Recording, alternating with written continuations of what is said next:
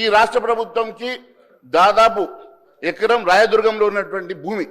ఎకరం 50 కోట్ల రూపాయలు విలువ చేసే భూమి అధ్యక్ష, దాదాపు 400 ఎకరాల భూమి ప్రైవేట్ ఫైనాన్స్ సంస్థలకు తాకట్టు పెట్టుకోవాలని బహిరంగ మార్కెట్లో 20,000 కోట్ల విలువైనటువంటి భూముల్ని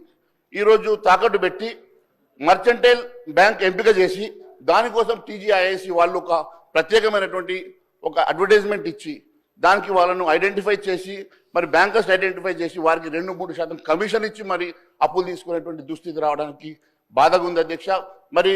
గ్యారంటీస్ ఉండి గ్యారంటీస్ లేకున్నా ఏ రకమైనటువంటి అప్పు తీసుకున్నా అది ఎఫ్ఆర్బిఎం పరిధిలోకి రావాల్సిందే అధ్యక్ష. ఈ రకంగా రాష్ట్రంలో విపరీతమైనటువంటి అప్పులు చేసేసి ఈ రాష్ట్రాన్ని ఇంకా దివాళా తీసేటువంటి పద్ధతిలో ఈ రాష్ట్ర ప్రభుత్వం నడుస్తుంది. మరి ఇన్ని అప్పులు చేసి కూడా పప్పుకూడు తినేటువంటి దుస్థితి రావడం ఎందుకంటే అధ్యక్ష, ఇదే